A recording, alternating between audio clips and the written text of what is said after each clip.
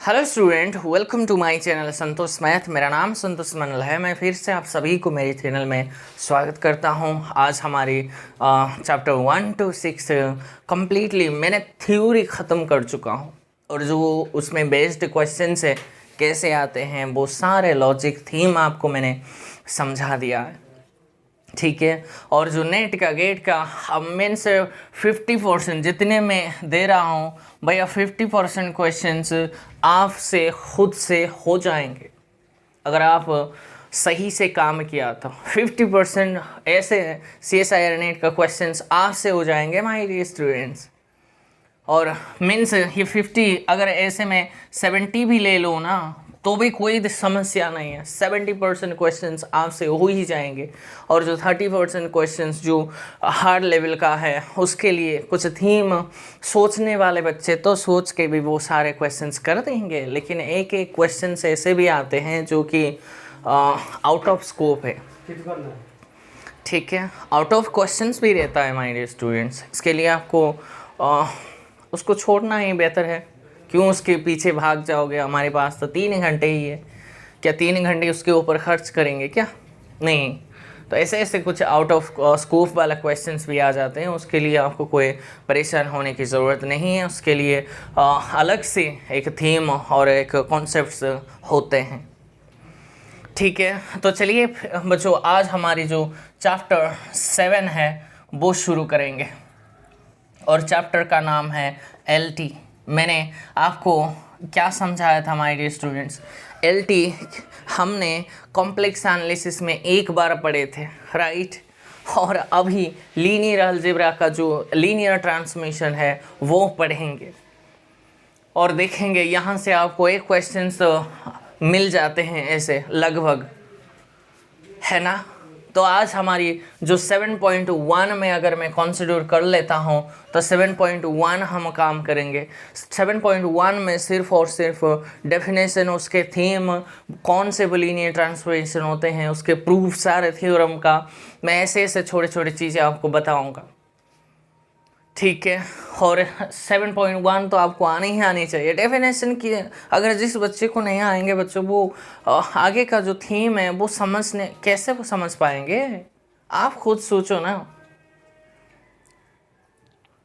ठीक है। तो चलिए फिर शुरू करते हैं लीनियर ट्रांसफॉर्मेशन। पहले हम डेफिनेशन देंगे किसका? LT का। तो लीनियर ट्रांसफॉर्मेशन का डेफिनेशन क्या है?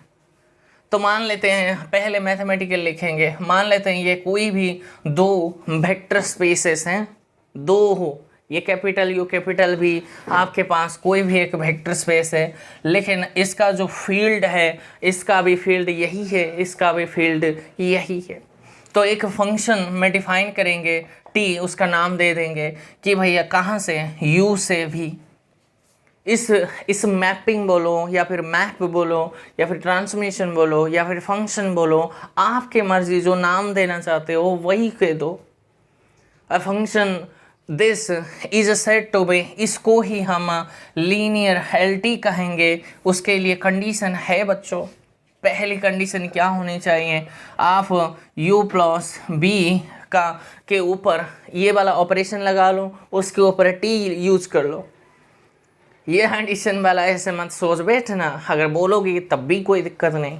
T के ऊपर अगर मैं ऐसे लगाऊं तो ऐसे T ऑफ U प्लस में T ऑफ V ऐसे होनी चाहिए। एंड दूसरी requirements, T of alpha U आपके alpha time T of U होनी चाहिए। और साइड में लिखना है फॉर ऑल U भी आपके कैपिटल U से आना चाहिए बच्चों।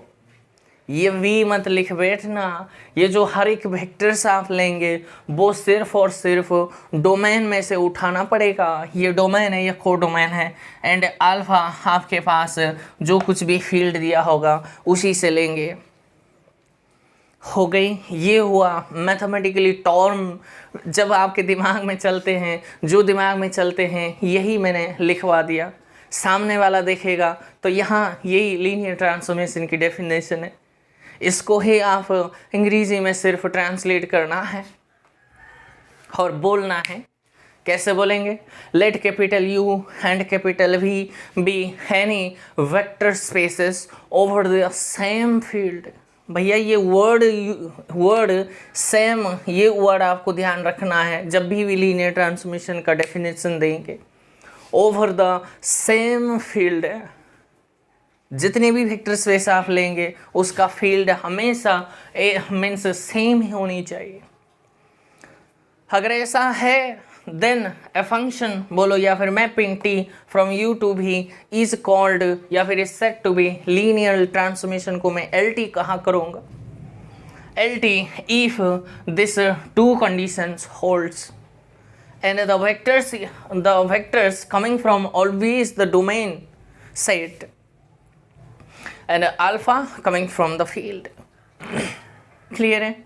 तो कहीं कहीं ऑथर माय डियर स्टूडेंट्स यहाँ से एक रिमार्क डाल लो या फिर नोट बना लो।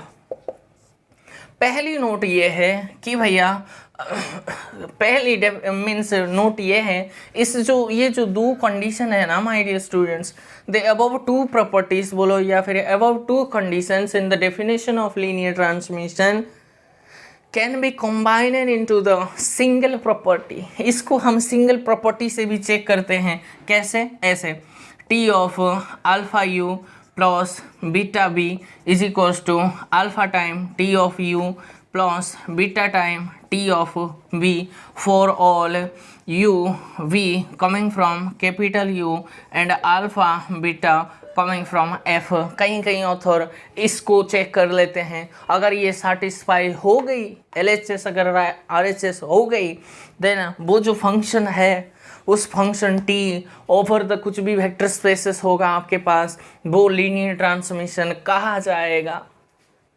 एंड सेकंड, कहीं कहीं ऑथर्स भैया इसको इतने, ये भी तो कोई स्केलर है, ये भी तो कोई स्केलर है, दो स्केलर यूज क्यों कर रहे हो?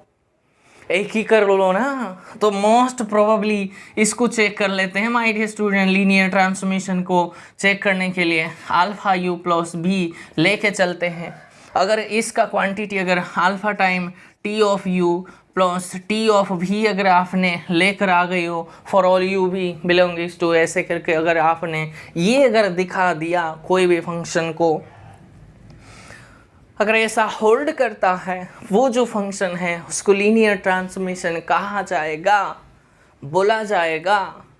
यही है डेफिनेशन। क्लियर है? इस डेफिनेशन से आपको कोई परेशानी, कोई दिक्कत? तो मोस्ट प्रोबेबली मोस्ट ऑथर्स तो मीन्स जितने भी प्रोफेसर्स हैं ज़्यादातर कोई भी फंक्शंस को LT चेक करने के लिए आप इसके अप्रोच जा सकते हो, इसके अप्रोच जा सकते हो, लेकिन ज़्यादातर इसके अप्रोच को फॉलो किया जाता है क्योंकि वो एक बार चेक कर लेते हैं। यहाँ दो स्केलर्स क्यों इंट्रोड्यूस करते हो? उसको अगर एक कॉमन में ले जाता हूँ, उसका नाम अगर गामा रख देता हूँ तो वो भी तो एक स्केलर है, इसीलिए इसको अल्फा हाई कह देते हैं।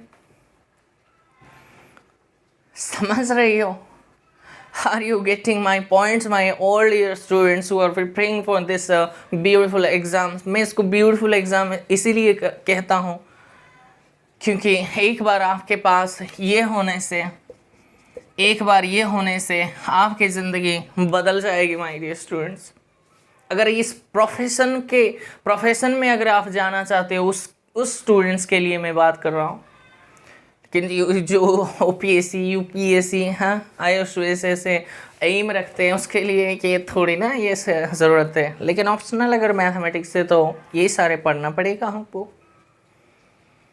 ठीक है, समझ आ रहे हो गई? तो अब हम कुछ क्वेश्चंस में डिफ़ाइन करूँगा और उसी हिसाब से मैं और दो मैंने आपको डेफिनेशन दे दूँगा और उसके बाद हम चलेंगे। तो पहला डेफिनेशन है लीनियर ऑपरेटर। एलो मीन्स लीनियर ऑपरेटर का डेफिनेशन सुन लो। तो मान लेते हैं लीनियर ऑपरेटर का डेफिनेशन, ये लीनियर ऑपरेटर कुछ नहीं है, ये खुद एक लीनियर ट्रांसफॉर्मेशन है क्योंकि आपने डिफाइन कर दिया लीनियर ट्रांसफॉर्मेशन को।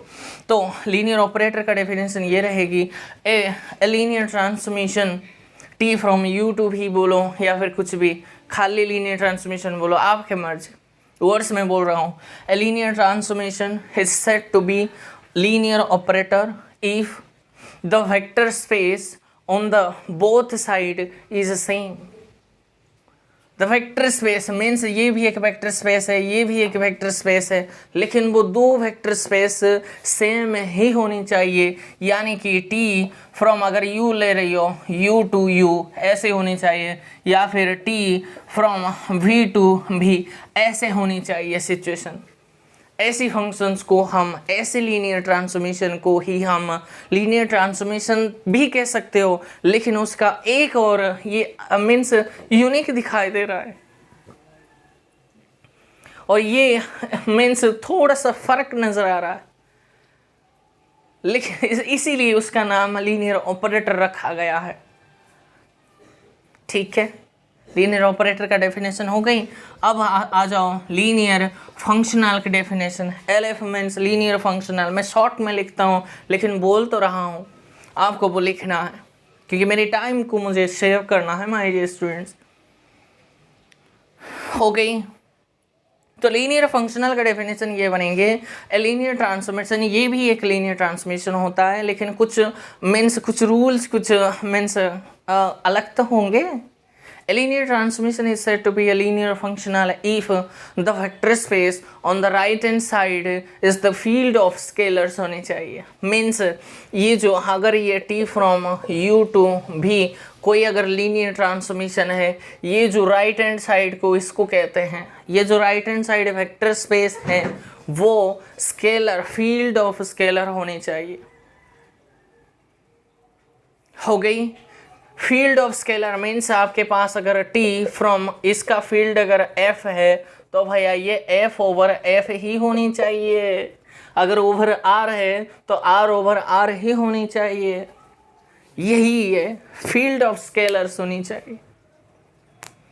अगर ऐसा है तो उस लीनियर ट्रांसफॉर्मेशन को हम लीनियर ट्रांसफॉर्मेशन नहीं कहेंगे, लेकिन उसके नाम है लीनियर फंक्शनल कहना शुरू करेंगे।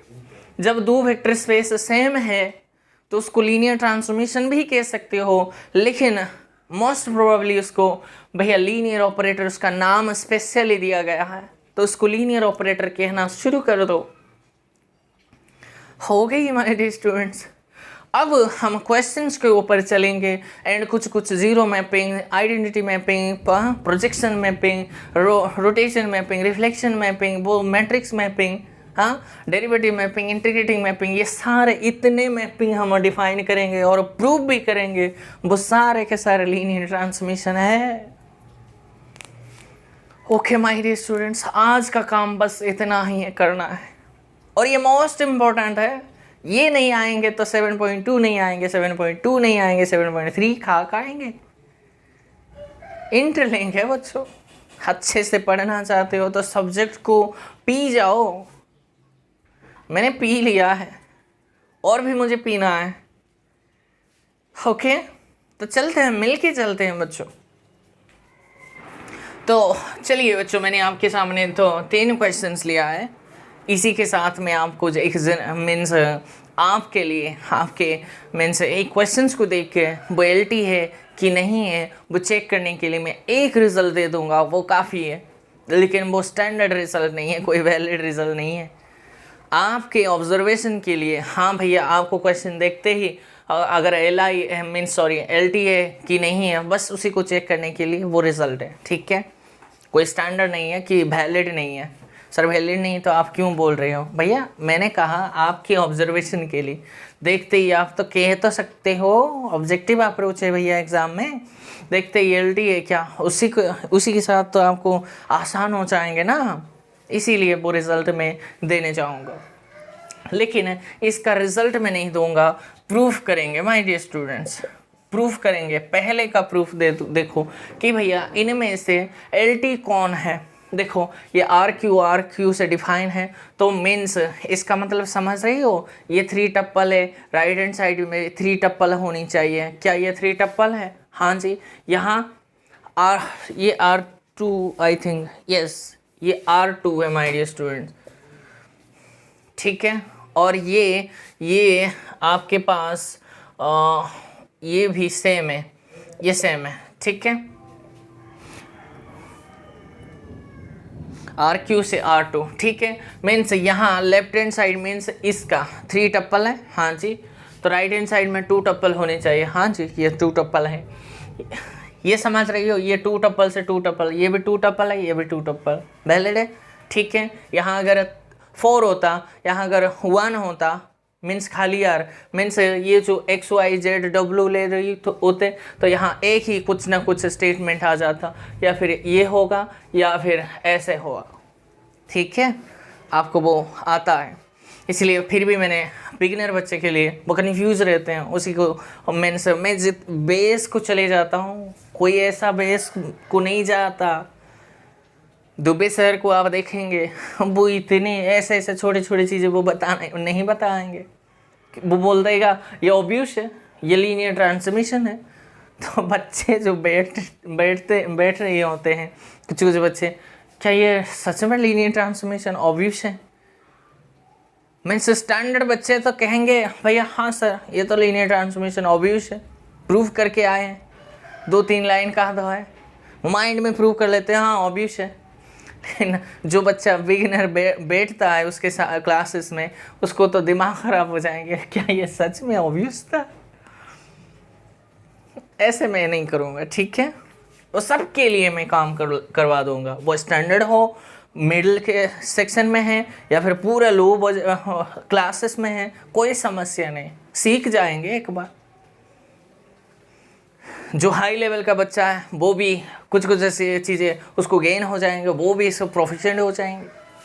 जो मिडिल है वो भी सीख जाएंगे, जो लोअर बच्चे हैं वो भी काम करेगा तो सीखेगा, उसके लिए ये फंडा है। ईमानदारी है तो वो सीख भी जाएगा, उससे कोई हल्के नहीं है, उससे कोई हल नहीं है, ओके।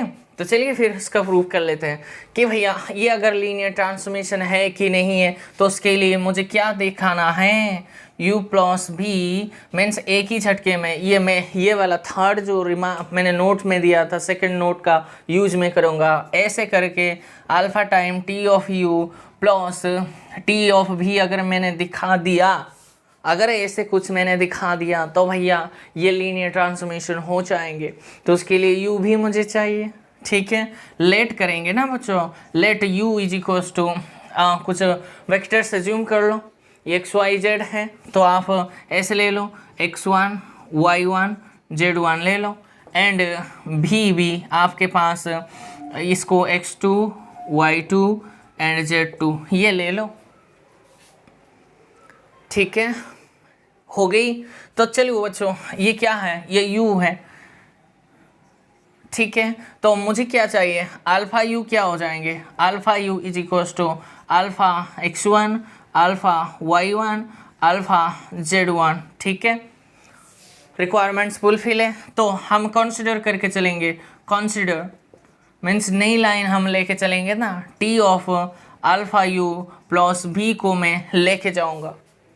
सो अल्फा u यहाँ कैलकुलेट कर दो, अल्फा u प्लस b क्या हो जाएंगे, यहाँ से अल्फ़ा यू आपके पास यही है एंड भी आपके पास यही है, दैट मीन्स ये हुआ alpha x1 plus x2 right, comma means coordinate wise तो आप ऐड करना सीखे मीन्स जानते हो y2, और ये अल्फ़ा z1 प्लस z2 यही है, ये आपके पास है, समझ रही हो। तो उसके ऊपर t लगाना है बस, t ऑफ ये alpha 1 x1 plus x2 comma ये अल्फ़ा 1 नहीं खाली alpha y1 plus y2 comma alpha z1 plus z2 है ये, समझ रही हो। लेकिन t का डिफाइनिंग फार्मूला है, ये डिफाइनिंग फार्मूला है, ये ऑलरेडी डिफाइन हो चुका है कि भैया t ऑफ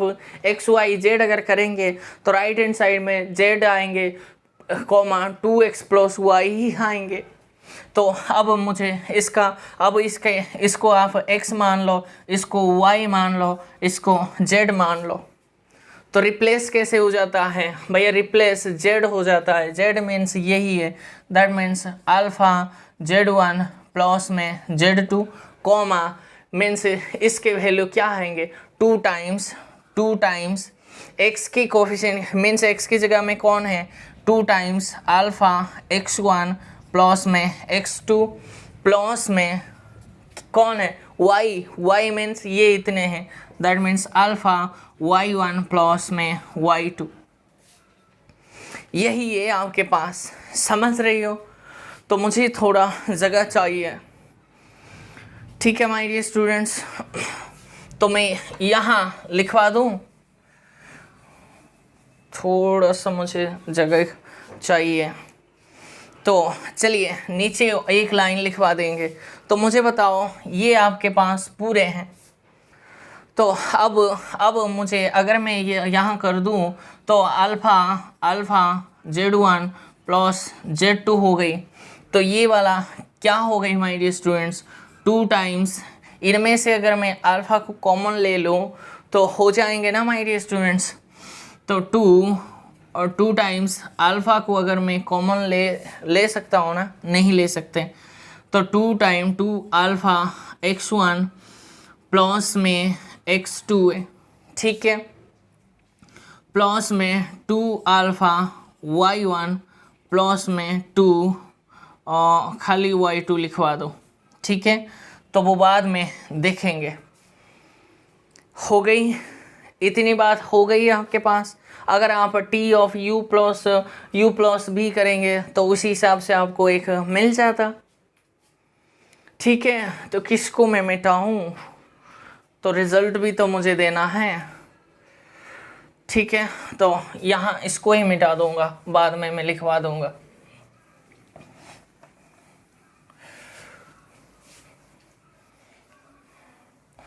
ठीक है बच्चों, तो यहाँ से आप मुझे बताओ क्या करूँ मैं,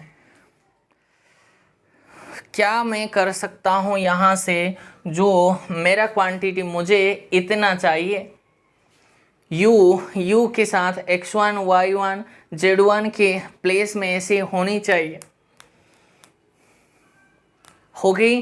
तो मुझे बताओ t of x1 y1 z1 क्या आना चाहिए आपके पास, ये आना चाहिए z1 कॉमा, वो डिफाइनिंग फार्मूला क्या था माय डियर स्टूडेंट्स, ये z कॉमा 2x प्लस में y, यही था ना, हाँ 2x plus y, that means ये z1 प्लस में 2x1 प्लस ये y1 ऐसे होनी चाहिए। And t of x2 y2 z2 आपका क्या होनी चाहिए, z2 comma 2x2 plus y2, ये इतने चाहिए, ठीक है। क्लासेस में अगर पढ़ाओगे तो प्रूफ तो करना पड़ेगा माय डियर स्टूडेंट्स, इसीलिए मैं इसका एक प्रूफ करके एक जनरल रिजल्ट दिलवा दूंगा। तो प्रूफ अगर आपको चाहिए ऐसा ही जाना पड़ेगा, यही एक ही तरीका है किसी भी फंक्शन को या फिर मैपिंग को LT दिखाने के लिए। तो मुझे ये वाला क्वांटिटी ऐसे चाहिए होती है, तो मैं क्या करूं इसको कि वो आ जाए मेरे पास। तो यहाँ से इसको सेपरेटली कॉमन तो कर सकते हो, है ना बच्चों। तो यहाँ से मुझे बताओ, यहाँ से इक्वल टू साइन लगा के तो इसको एक क्वांटिटी ले लो, दैट मीन्स अल्फ़ा z1, है ना बच्चों, अल्फ़ा z1 करके कोमा यूज़ करके इस क्वांटिटी को ले लो, है ना। वो क्या बन जाएंगे, 2 अल्फ़ा x1 प्लस में y1 हो गई, है ना। तो इसके अंदर ये ब्रैकेट है और ये देखो ये वाला, दैट मीन्स इसको कॉमे में मैंने इसको ले लिया, हो गई। और ये ब्रैकेट मैंने क्लोज कर दिया और यहाँ मैंने प्लस लगा के, प्लस तो लगाएंगे, इसको मैंने z2 कॉमा में इस क्वांटिटी को मैंने ले ली, that means 2 times alpha x2 comma plus y2 not comma.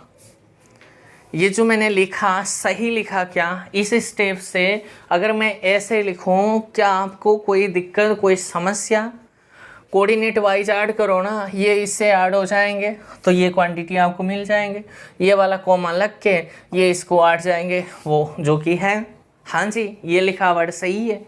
तो अब मुझे बताओ यहाँ से अगर मैं अल्फ़ा को कॉमन, यहाँ मेरी अल्फ़ा नहीं है, ओके, यहाँ मेरा अल्फ़ा नहीं है, तो थोड़ा सा मुझे मैनिपुलेट करना चाहिए था माय डियर स्टूडेंट, उसके बाद यहाँ मैं लिखूँ, ठीक है। तो यहाँ से एक स्टेप और बढ़ा देंगे कि alpha Z1 plus Z2 comma, देखो इसको और इसको इकट्ठा रखेंगे, है ना। तो 2 तो बाहर रहेंगे, 2 अल्फ़ा बाहर रख दो, ठीक है, 2 अल्फ़ा मैंने बाहर रख दिया और इसको x1 प्लस में y1 को मैंने अलग से ले ली। इससे कोई प्रॉब्लम? इसका और इसका ऐसे तो होनी चाहिए, लेकिन वो वाला 2x1 थोड़ा गलती हुआ माय स्टूडेंट्स। कहाँ गलती हुआ वो तो दिखाई नहीं दे रहा। ये Z1 का प्लेस में ये वाला क्वांटिटी हो गई एंड 2 टाइम्स 2x हो मैंने यहाँ ये जो ब्रैकेट है सिर्फ यही रहना चाहिए था, क्योंकि ये 2x है ना, ये तो z comma 2x plus y था, मैंने 2x ये ऐसे मैंने ब्रैकेट लगवा दिया था, है ना बच्चों। तो इसीलिए तो 2 टाइम्स x का मतलब आपके पास ये क्वांटिटी है ना, x के प्लेस में यही तो है ना, अल्फ़ा x1 प्लस x2 हो गई एंड ये वाला y का को हो गई। तो अब मुझे बताओ 2 टाइम्स इसमें है, दैट मीन्स 2 तो बाहर नहीं रहेंगे, सिर्फ और सिर्फ अल्फ़ा कॉमन लेके 2x1 प्लस y1। अब सही हुआ माय डियर स्टूडेंट्स, ये हो गई ना, यहाँ भी गलत हो, ये 2 यहाँ नहीं है, हो गई। तो और अब मुझे अल्फ़ा को मैंने इसको देखो, अल्फ़ा इसको मैंने अलग से लिखवा दिया और इसको अलग से लिखवा दो, प्लस में 2x2 प्लस y2। अगर मैं ऐसे लिखूं तो आपको कोई समस्या है क्या? अब लिखवा दो। तो भैया देखो, अल्फ़ा Z1 को अलग से लिखो एंड अब की बार ये जो ब्रैकेट है ना बच्चों, समझ रही हो, तो अब 2 टाइम्स Z1 इंटू में alpha time 2x1 plus y1 कर दो, है ना। इस ब्रैकेट को ऐसे रख दो एंड ये पूरा सा बड़ा ब्रैकेट रख के यहाँ प्लस रख दो एंड Z2 कॉमा करके ये वाला क्वांटिटी लिख दो, 2x2 प्लस y2 हो गई। समझ आ रहा है? यहाँ से पूरे में अल्फ़ा अगर मैं कॉमन लेता हूँ तो मुझे मिल जाएगा क्या, Z1 comma 2x1 plus y1, है ना बच्चों, प्लस में Z2 comma 2x2 plus y2 मिल गया, है ना। तो यहाँ से मुझे बताओ, ये तो अल्फ़ा है लेकिन इसका क्वांटिटी क्या है, इतने, मेरा क्या है, ये t ऑफ तो ये कुछ नहीं है, ये तो u है, ये तो b है, ये Z1 कॉमा यही तो है, तो उसको तो हम क्या कहेंगे, t ऑफ u है ना। या फिर t ऑफ पहले ऐसे लिखवा दो, t of x1 y1 z1 है ये, plus t of x2 y2 z2 है ये, और it is nothing but this is alpha time t of u plus t of v which is my proof. लेके क्या चले थे, इसको लेके चले थे, मिला क्या है, यही है। और अगर ऐसे सिचुएशन अगर लेकर आ गई हो तो उसी को तो लीनियर ट्रांसफॉर्मेशन कहोगे, हैंस प्रूफ हो गई। अगर प्रूफ करना है तो ऐसे ही आपको 2 वेक्टर u भी आपको लेट करके चलना है और अल्फ़ा u प्लस b को लेके चलो, या फिर आप separately t of u plus b करके चलो, उसके बाद t of alpha u check कर लो। वो 2 स्टेप हो जाएंगे, इसलिए मैंने एक स्टेप लेके चला, और मैंने कैलकुलेशन अगर मिस्टेक, थोड़ी बहुत मिस्टेक था यहाँ, मैंने जो ब्रैकेट लगाने में गलती किया, इसलिए समझ आ जाएंगे माय डियर स्टूडेंट्स कहाँ आप गलती कर रही हो गई। ये लीनियर ट्रांसफॉर्मेशन का प्रूफ अगर आपको सामने वाला किसी ने भी पूछा, एक फंक्शन वो अगर देगा, उस फंक्शंस को एलटी प्रूफ करने के लिए और कोई दूसरा तरीका नहीं है, सिर्फ ऐसे ही आपको प्रूफ करना है। सारे का कर दोगे है ना, ये तो करोगे, कैलकुलेशन मिस्टेक नहीं करना चाहिए, कोऑर्डिनेट वाइज आपको एज्यूम करके वो सिस्टमेटिकली लिखना पड़ेगा बच्चों, ठीक है। तो एक जनरल रिजल्ट दे दूंगा, उसके बाद में कुछ मैपिंग के बारे में हम जाएंगे।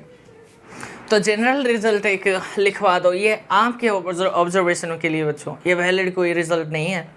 तो मान लेते हैं आपके पास कोई अगर x1 x2 x dot dot so xn, अगर आपके पास n टपल से Rn अगर आपका है, मेन से ये जो t है आपके पास Rn से अगर कोई Rn है, Rm या फिर कुछ भी ले लो, तो अगर आपके पास यहाँ a1 x1 plus a2 x2 and so on, अगर an xn, अगर ऐसे कुछ सिचुएशंस आए,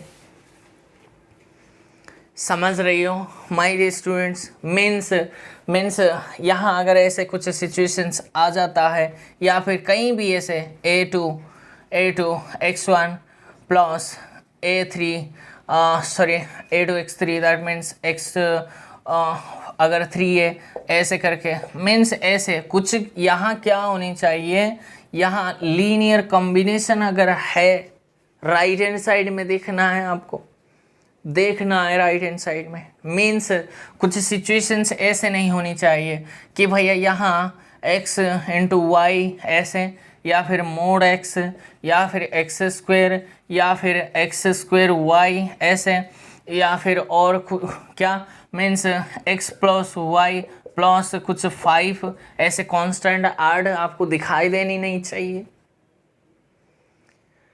एटसेट्रा। यहाँ ऐसे लिखो, मीन्स राइट हैंड साइड में आपके इस टाइप्स का कुछ नहीं होनी चाहिए, या फिर log x कुछ भी फंक्शन मीन्स अजीब सा नहीं दिखाई देनी चाहिए।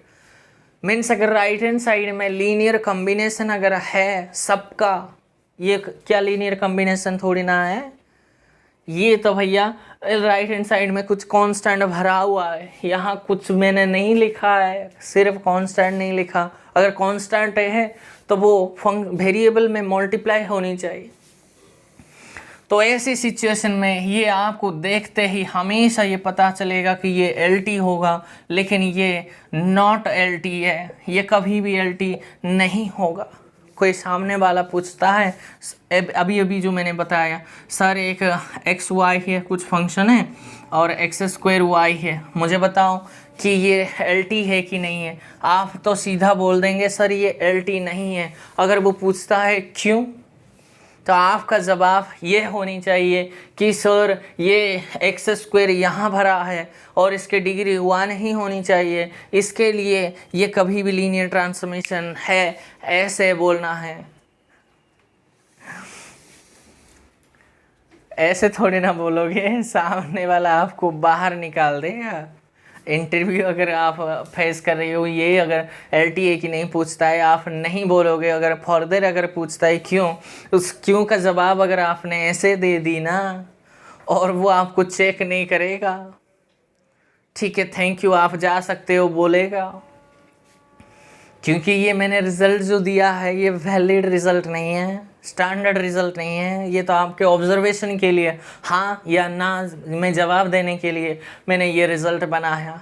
तो सर इसका जवाब क्या, फिर इसका इस सवाल का जो जवाब है यही है सर, एक काउंटर एग्जाम्पल उसको दे दो, एक काफ़ी है। तो आप दे दो sir, if I am taking u is equals to 1 0 and V also take 1 0 ना, क्या ऐसा नहीं है, फॉर ऑल बोला है भैया। ये जो u v जो कैपिटल ये जो कैपिटल u से आएंगे, ये फॉर ऑल, ये जो लिखा, ये जो फॉर ऑल का सिंबल है ये पता नहीं है, कोई भी हो सकता है, मैंने u को इसको लिया, v को भी इसको लिया, क्या फर्क पड़ता है? अलग लो, माइनस लो, अच्छा ले लो।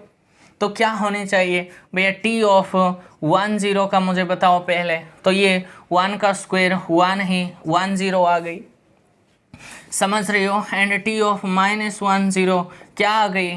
तो 1 0 ही आ गई, समझ गए हो।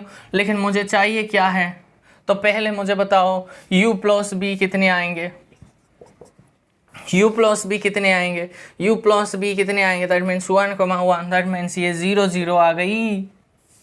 सो half T of u plus B लेके चलेंगे, दैट मीन्स टी ऑफ 0 0 पे चलेंगे। तो 0 0 पे अगर यहाँ आप रखेंगे, ये भी 0 ये भी 0 0 आ गई, टी ऑफ 0 0 में 0 आ गई।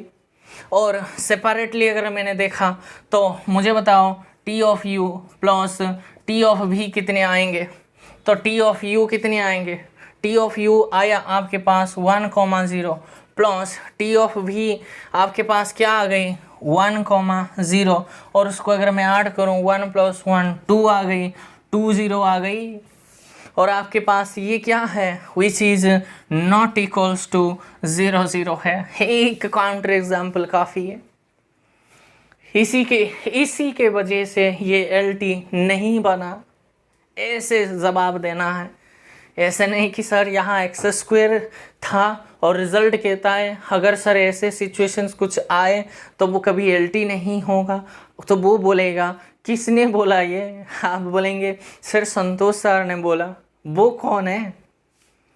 सर हमारा मैथमेटिक्स टीचर। अच्छा, तो वहाँ से मेरी करियर गलत हो जाएंगे? वो तो मजाक के लिए मैंने आपको बता दिया, ठीक है। और अगर ये स्टैंडर्ड है, स्टैंडर्ड नहीं है, ये आपको ऑब्जर्वेशन के लिए बार बार बता रहा हूँ, ये कोई स्टैंडर्ड नहीं है। जैसे कि मैंने वेक्टर स्पेस में भी बताया, सब स्पेस कौन होते हैं, लीनियर कॉम्बिनेशन और राइट हैंड साइड अगर होमोजीनियस सिस्टम में हमेशा सब स्पेस होते हैं। यहाँ अगर कांस्टेंट भी आ गई ना तो वो कभी भी LT नहीं बनेंगे। क्यों? उसके लिए एग्जाम्पल दे दो, छोटा सा एग्जाम्पल दे दो, बस हाफ LHS RHS दिखा दो। वो इक्वल नहीं है तो LT कहाँ से होगा? और LT का डेफिनेशन आपने कहा भैया ऐसे होनी चाहिए, तो नहीं हुआ तो नहीं होगा, हो गई। तो अभी हम मोस्ट इम्पोर्टेंट मैपिंग्स के बारे में जाएंगे। तो हेडिंग डाल लो my dear students, some important mapping.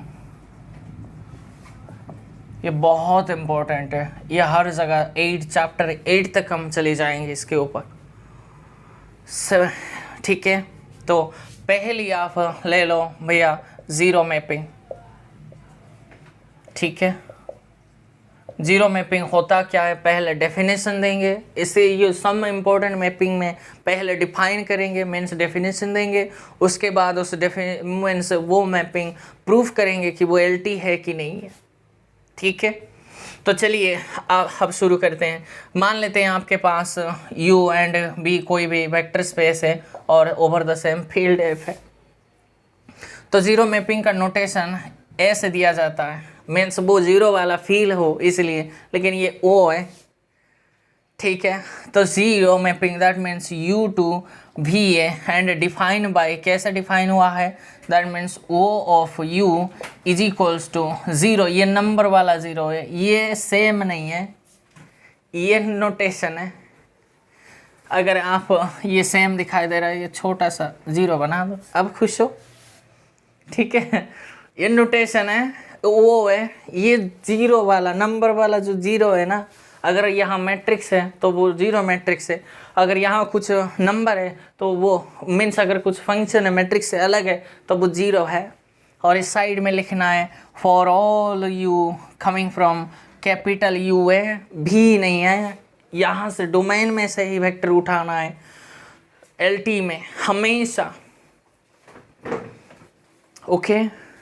चलें फिर इसका प्योर डेफिनेशन में दूंगा, let U V be any vector spaces over the field F, then a mapping O from U to V defined by O of U is equals to 0 for all u this is called a zero mapping, and prove that the zero mapping is LT. वो proof करो कि भैया zero mapping LT होगा, तो उसका proof ले लेंगे, ठीक है। तो मेरे पास अवेलेबल क्या है, वो of u is equals to 0 है for all u belonging to capital U, है ना। ये मेरे पास अवेलेबल है, डेफिनेशन से अवेलेबल है ना। तो इसको ही मैं LT प्रूफ करूँगा। तो उसके लिए लेट क्या करना है u and v belonging to capital U, दो वेक्टर्स मैंने उठा दिया कैपिटल U से, और ज़ीरो मैपिंग से मुझे क्या पता होगा भैया, O of u is equals to 0 आएंगे एंड O ऑफ v भी क्या आएंगे, 0 आएंगे, क्योंकि फॉर ऑल बोल रहा है, यही है ना। आप इसके प्लेस में जो मर्जी रखो वो 0 ही देगा, क्योंकि ये डेफिनेशन है, मेरी अपनी तरफ से नहीं है, ये मेरे पास आ गई, मैंने लेट किया था। तो देयरफॉर कंसीडर करके लेके चलेंगे, O of alpha u plus v को मैं लेके चलूँगा, या फिर एक भी ले सकते हो। पहले आप u प्लस b को लेके चलोगे, उसके बाद अल्फ़ा u, कोई समस्या नहीं, लेकिन मैं ये को कंसीडर करूँगा, है ना। मेरे गुरुजी ने तो दोनों तरफ से उन्होंने किया था, लेकिन मैं एक तरफ से, आप खुद से एक तरफ से कर लो ना, बढ़िया हो जाएंगे। अगर आप यहाँ बैठे होते हैं तो मैं आपको पूछता कि कौन सी अप्रोच में जाऊँ, लेकिन ये मुझे ज़्यादातर अच्छा लगता है, इसलिए मैं इसके अप्रोच में जाऊँगा, ठीक है। तो अगर भाई ये एक वेक्टर मान लो ना, तो भैया O के ऊपर अगर इसके ऊपर कुछ भी लगाओ, ये हमेशा 0 ही देगा, डेफिनेशन हो गई। तो भैया मुझे बताओ सर, इसको 0 प्लस 0 लिख सकता हूँ? बिल्कुल लिख सकते हैं। इसको मैं ऐसे लिखूँ तो क्या समस्या है? और कोई बच्चा कहता है सर इसको मैं अल्फ़ा टाइम्स 0 प्लस 0 लिख दूँ, कोई समस्या नहीं, लिखो। अच्छा, तो सर मैंने अल्फ़ा को ऐसे रख दिया और इस ज़ीरो के बदले में इसको मैंने उठा दिया, O of u, and plus में इस 0 के बदले में इसको मैंने रख दिया, O ऑफ v। लेके चले थे क्या, यही, और मिला क्या, ये, और यही तो लीनियर ट्रांसफॉर्मेशन का डेफिनेशन है। सो ये जो है ना वो फ्रॉम u टू v है, ये आपके पास LT बन गई, प्रूफ हो गई। ओके माय डियर स्टूडेंट्स, समझ आ रहा है? तो ये हुआ। सेकंड पे आ जाओ, आइडेंटिटी मैपिंग। आइडेंटिटी मैपिंग है, पहले इसको डिफाइन कर दो। आइडेंटिटी मैपिंग को पहले यहाँ मैं डिफाइन कर दूंगा, उसके बाद हम उसका भी प्रूफ कर देंगे, एक ही लाइन में प्रूफ कर देंगे, यहाँ इसका प्रूफ कर देंगे, ठीक है।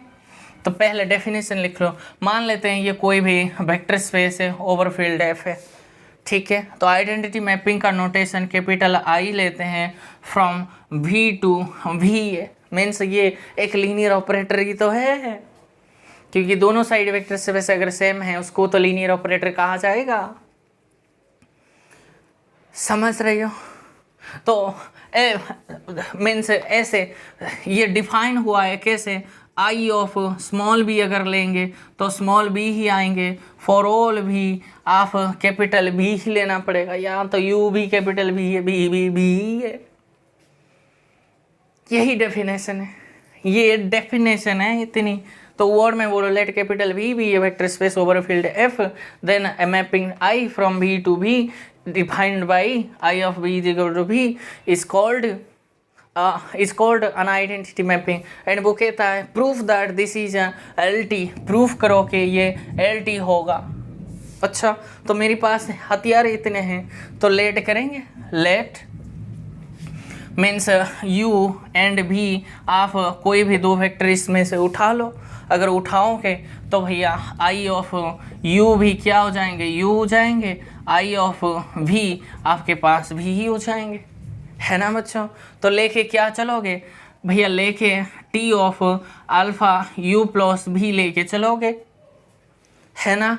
तो ये एक वेक्टर मान लो ना, जो भैया u पुट करेंगे तो u आ रहा है, अगर भैया कोई बच्चा कहता है सर मैं w पुट करता हूँ तो w ही आएंगे।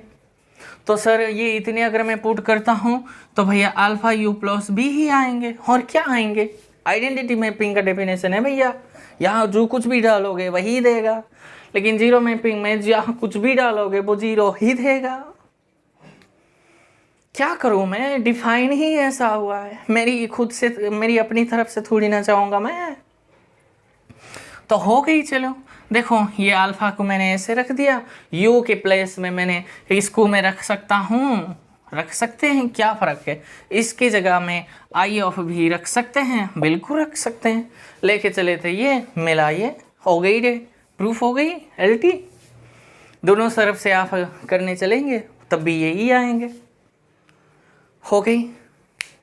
अब हम नेक्स्ट मैपिंग पे चलेंगे। तो third mapping most important mapping है माय डियर स्टूडेंट्स, वो होता है क्या है, प्रोजेक्शन मैपिंग। प्रोजेक्शन मैप खाली लिखता हूँ, मैपिंग भी मैप्स एक ही बात है। प्रोजेक्शन मैपिंग का डेफिनेशन पहले मैं डिफाइन करूँगा। तो ये कहता है a mapping T from R Q से आर क्यू, ये हमेशा ऐसे ही होता है, defined by T of x y z is equals to x comma y comma किन्हीं एक को जीरो भर दो।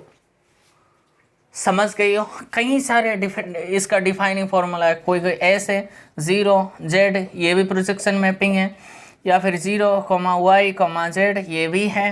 कोई बच्चा कहता है सर एक्स ज़ीरो ज़ीरो ये भी है, और कोई बच्चा ज़ीरो वाई ज़ीरो ये भी है, एंड ज़ीरो ज़ीरो जेड ये भी प्रोजेक्शन। ये सारे के सारे प्रोजेक्शन मैपिंग है, लेकिन नाम अलग है। तो पहले के लिए मैं बताऊंगा, पहले के लिए ऐसे बोलेंगे a mapping T from this defined by this is called the projection of the space. देखो इसको ऐसे लिखना है, this is called the projection of the space on to, ये ऑन टू देखो प्रोजेक्शन मैप है, projection maps of the space, space में ये प्रोजेक्ट हो रहा है, प्रोजेक्ट मीन्स वो शो कर रहा है ना। ये this is the projection mapping of the space on to, ये क्या है एक्स वाई है ना, तो ये एक्स वाई प्लेन है, एक्स वाई प्लेन है ये, और ये एक्स जेड प्लेन है। This is called the projection maps of the space on to x z plane, इसको ऐसे लिखना है। This is called the projection maps of the space on to y z plane, इसको plane थोड़ी ना बोलोगे, इस ये क्या है, कैसे बोलेंगे। This is projection maps of the space on to x axis है, x axis, this is y axis, this is z axis, ये सारा का सारा प्रोजेक्शन मैपिंग है। और इस सारे को सारे आप प्रूफ करो, हम प्रूफ करेंगे कि भैया ये लीनियर ट्रांसमिशन है। एक मैं करवा दूंगा, सारे आप खुद से कर देना है, ठीक है। तो हम क्या लेके चलेंगे बच्चों, लेट करेंगे ना, u is equals to x1 y1 z1 में ले लूँगा, and b is equals to x2 y2 z2 ले लेंगे, है ना, जैसे आपने किए थे। तो अल्फ़ा u प्लस बी लेके चलो, तो भैया अल्फ़ा x1 प्लस में x2 comma alpha y1 plus में y2 and alpha z1 plus में z2 हो गई। तो इसके ऊपर अगर मैं t लगाता हूँ तो सब में t लग गई, और डिफाइनिंग फार्मूला अगर मैं इसका यूज़ करता हूँ तो ये बना मेरी x, ये बना y एंड ये बना z के प्लेस में। तो कैसे लिखेंगे इसको, तो t के ऊपर मेरा ये x y z है तो उसको एज्यूम कर लो ना, तो वो शिफ्ट हो जाता है, x का रखो, दैट मीन ये अल्फ़ा x1 प्लस x2 हो जाएंगे, कॉमा है ना, और y रखेंगे, y means alpha y1 plus में y2, एंड z के प्लेस में क्या है, ज़ीरो है, तो ज़ीरो ही भरेंगे,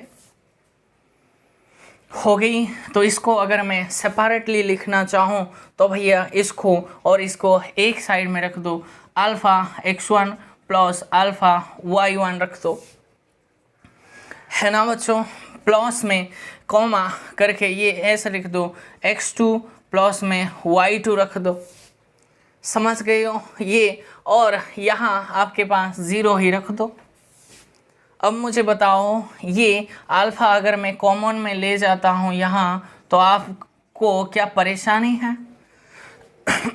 नहीं ना, नहीं ना माय डियर स्टूडेंट्स, ये अल्फ़ा कॉमन है नहीं, तो ऐसे ही रख दो पहले। क्या समस्या है? क्या मुझे चाहिए क्या है, वो आपको रिक्वायरमेंट्स क्या चाहिए, उसी हिसाब से तो जाना पड़ेगा आपको, है ना बच्चों। तो हम ऐसे करेंगे कि भैया यहाँ से मैं ऐसे लिखवा दूंगा ये y1 है, ठीक है। तो मैं ऐसे करूँगा कि भैया मैं यहाँ से α1 x1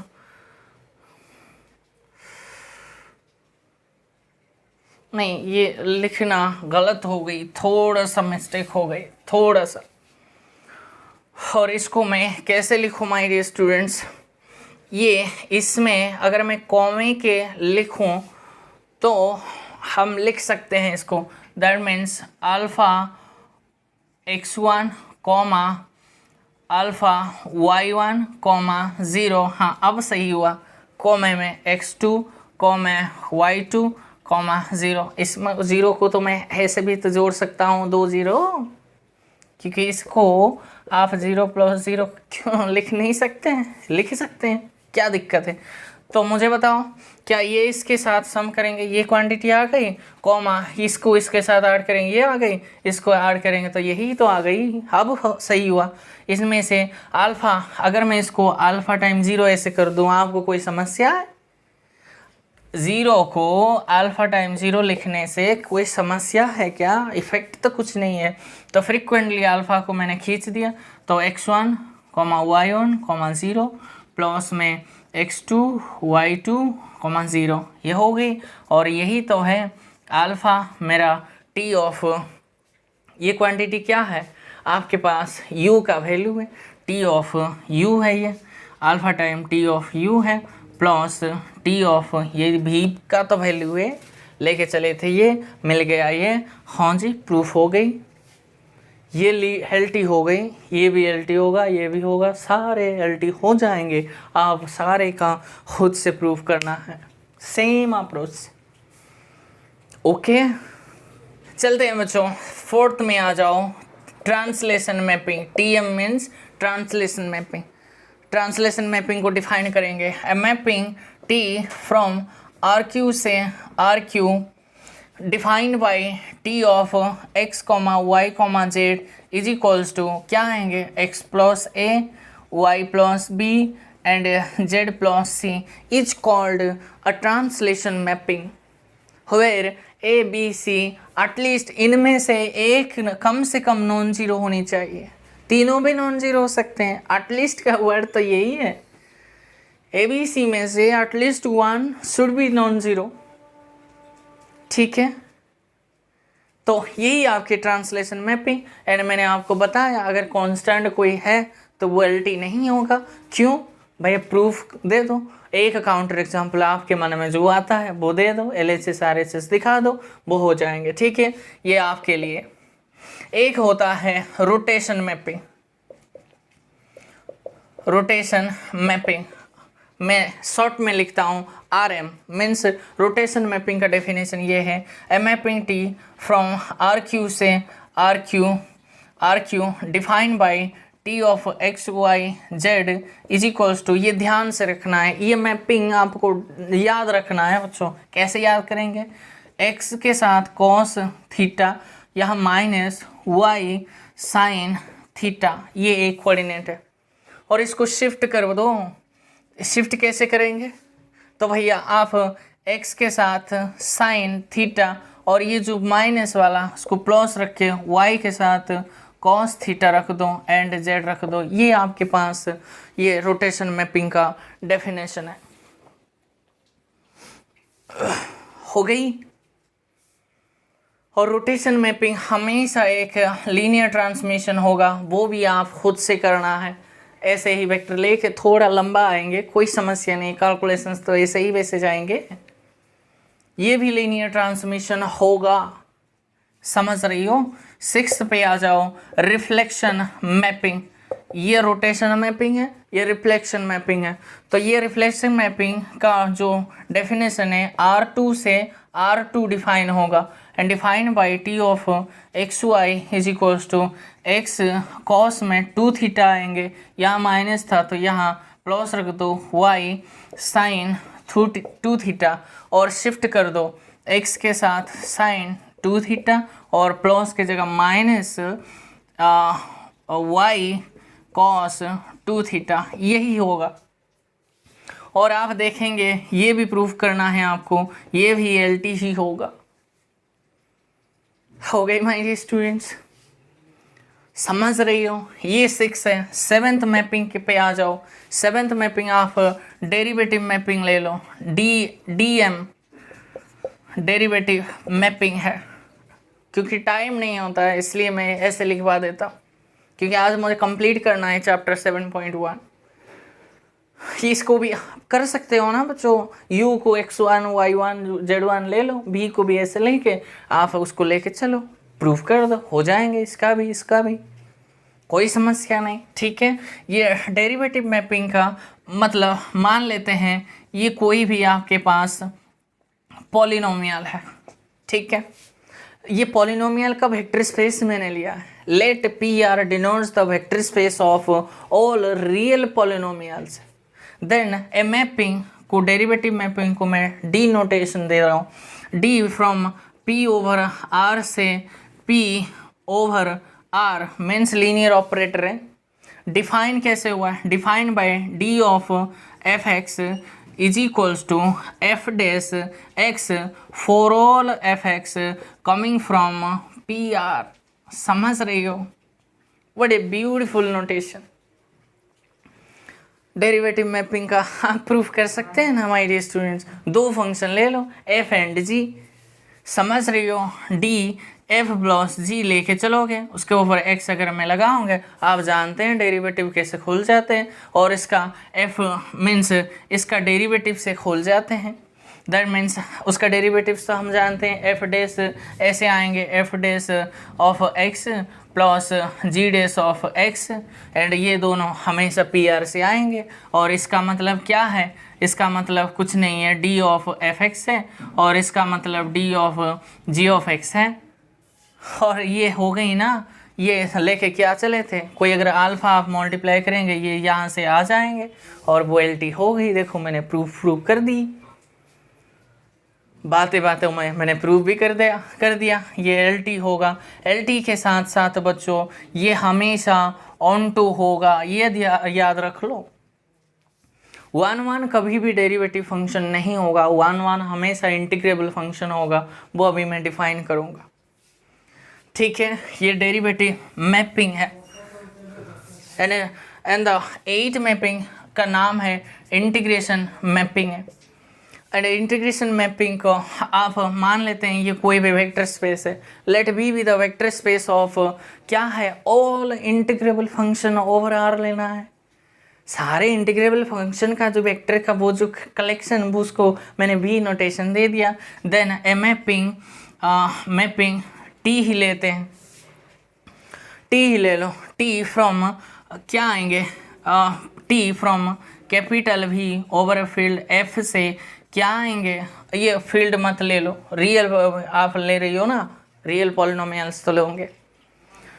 और ये क्या है, इस नोटेशन को देख के आपको समझ आ रहा है ये लीनियर फंक्शनल ही तो है। तो जो लीनियर फंक्शनल है ये तो LT भी होगा। लेकिन डिफाइन कैसे होता है बच्चों? डिफाइन ऐसे होता है कि भैया T ऑफ अगर मैं भी रखूं, T ऑफ अगर मैं कोई भी फंक्शन f अगर रखूं तो इंटीग्रेशन से a to b fx dx हो जाएंगे। अगर आप fx ले रही हो, यहाँ आप चेंज तो करोगे, ये इतनी तो आइडिया आपने 12th में पढ़ा है या नहीं पढ़े हो? ये जो है ना, फॉर ऑल लिखो, for all fx coming from v से आएंगे, यानी कि R से मत ले बैठना। और ये जो A एंड B है ये आपके R में से आएंगे। तो प्योर में बताऊंगा, let B denotes the vector space of all integrable function over R। then the mapping T from B to R defined by this is called an integration mapping, and integration mapping is always linear transmission. Proof कर तो सकते हो integration सम, दो function का integration तो वो सीधा ही खोल जाते हैं, और अगर कोई स्केलर भी मल्टीप्लाई करोगे वो तो इंटीग्रेशन से बाहर निकल जाएंगे। ये तो छोटे छोटे क्लासेस से पढ़ते आ रही हो, इसलिए उसका मैं आपको बोल तो दिया, और प्रूफ आपको सिर्फ लिखना है 1-2 लाइन। एंड ये जो डेरिवेटिव मैपिंग हमेशा ऑन्टो होता है, इंटीग्रेशन मैपिंग LT होने के साथ साथ ये 1-1 भी होता है। ये आपको अगर प्रूफ करना है तो कर सकते हो, नहीं तो सिर्फ याद रख लेना है, क्योंकि ये जो मैपिंग है आप असाइनमेंट में देखेंगे।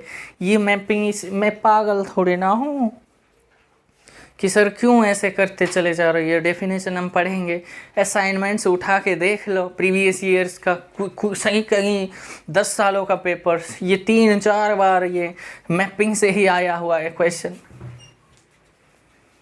ऐसे थोड़ी ना पागल नहीं हो बच्चों, है ना। एक 9th पे आ जाओ, वो है मैट्रिक्स मैपिंग। ये मोस्ट इम्पोर्टेंट है, मैट्रिक्स मैपिंग, ठीक है। तो डेफिनेशन ये कहता है, मान लेते हैं कैपिटल A आपके पास अगर कोई M क्रॉस N का मैट्रिक्स है, and over a field F से आपका डिफाइन हो चुका है, ठीक है।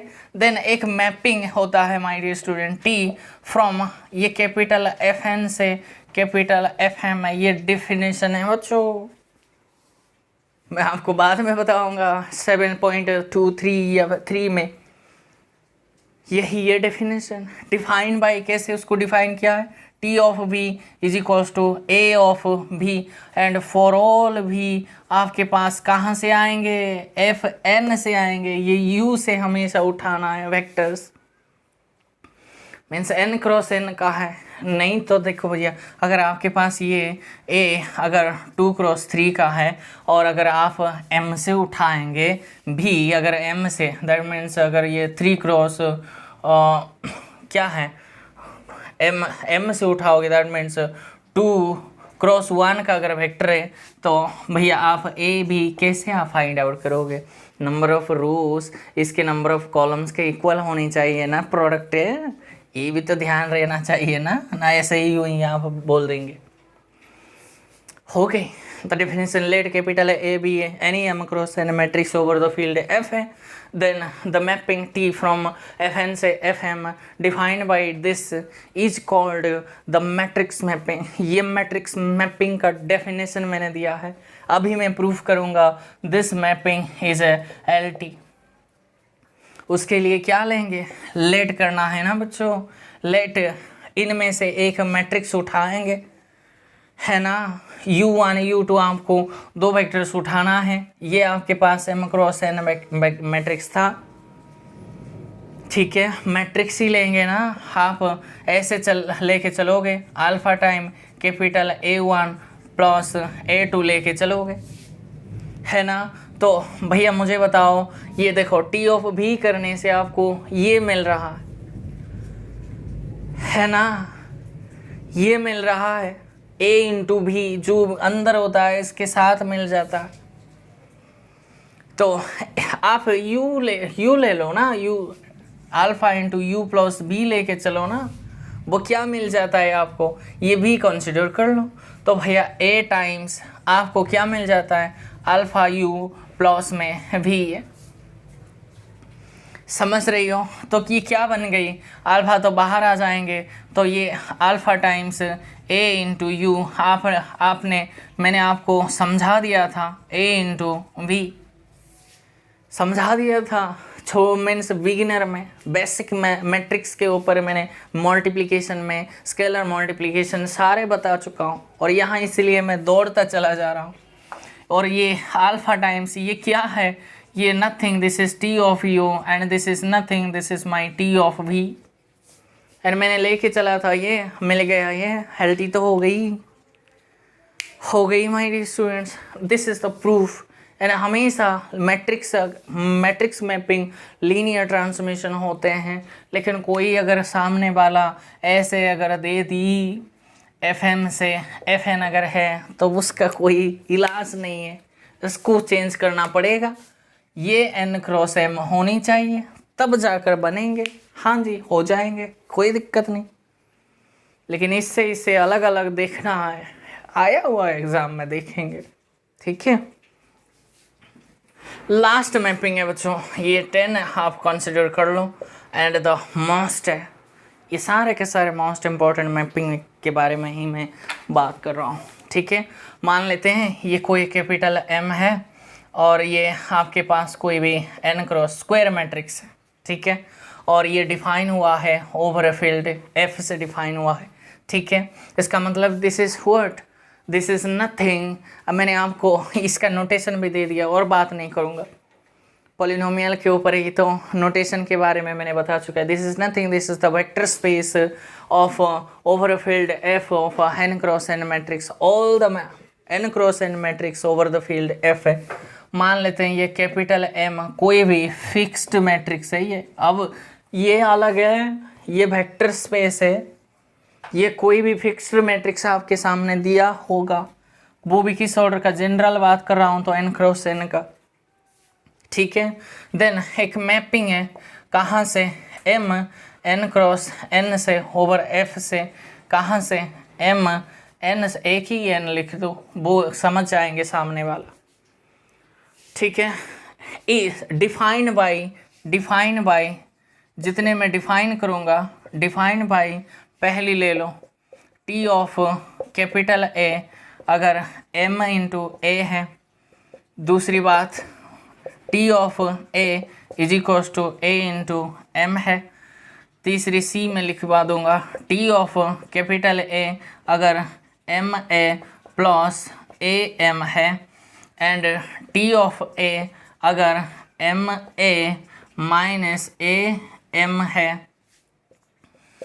E अगर मैं डिफाइन कर दूँ t ऑफ A, आपके पास बचा कौन है, AM माइनस MA है ना, एंड F में कौन बचा है, t ऑफ A अगर मैं A प्लस M लेता हूँ एंड G में अगर t of A is equals to M minus A या फिर M माइनस से M A प्लस M या फिर M प्लस A, ये इतने 1 2 3 4 5 6 7 है ना, यस इतने हैं। और ये जो है ना, ये सारे के लिए मैं एक ही लिखवा दूंगा, फॉर ऑल A। कहाँ से आएंगे बच्चों, यहाँ से आएंगे, M N ओवर F से आएंगे। और ये जो सारे के सारे बच्चों LT होगा, ये आपको प्रूफ करना है। मैट्रिक्स मैपिंग मैंने डिफाइन कर चुका हूँ, उसी का यूज करके ये सारे के सारे आपको मीन्स प्रूफ करना है कि ये LT है। दैट मीन्स आपके पास कोई let this denotes the vector space of all n cross n matrix over the field F है and capital M is a fixed matrix of order n. Then the mapping T from this defined by this all matrices are the linear transformation. ठीक है, समझ गए हो। बस संसार में I think इतने ही मीन्स लीनियर अलजेब्रा में जो मैपिंग था मैंने आपको उतने ही दे दिया, और भी कि कुछ हैं जो कि यूज़ करने अगर होंगे तो हम बता देंगे, ठीक है। अब आपको कुछ क्वेश्चंस दूंगा कि लीनियर ट्रांसमिशन कौन है, वो आपको वेरीफाई करके प्रूफ करके चेक कर दो, ठीक है। तो चलिए बच्चों, मैंने आपके सामने कुछ क्वेश्चंस लिया है। मैंने आपको जो डिफाइनिंग फार्मूला सिर्फ लिखवा दिया, ये इसको आप जानते हैं ना, ये क्या है, R3 ओवर में R4 है ये, ठीक है, वो जानते हैं, इसलिए मैंने आपको बुक सिर्फ और सिर्फ डिफाइनिंग फार्मूला लिखवा दिया। अगर LT बोल रही हो तो प्रूफ करो, एक बार प्रूफ करो अपनी नोट्सों में, वो बढ़िया लगेंगे, ठीक है। तो आज के लिए बस इतना ही हमारे डियर स्टूडेंट्स। में अगर कोई डाउट्स प्रॉब्लम्स आप फेस करते हैं तो आप मुझे व्हाट्सएप में या फिर कुछ भी आप बता सकते हैं, ठीक है। So that's all for today my dear students, thanks for watching my video.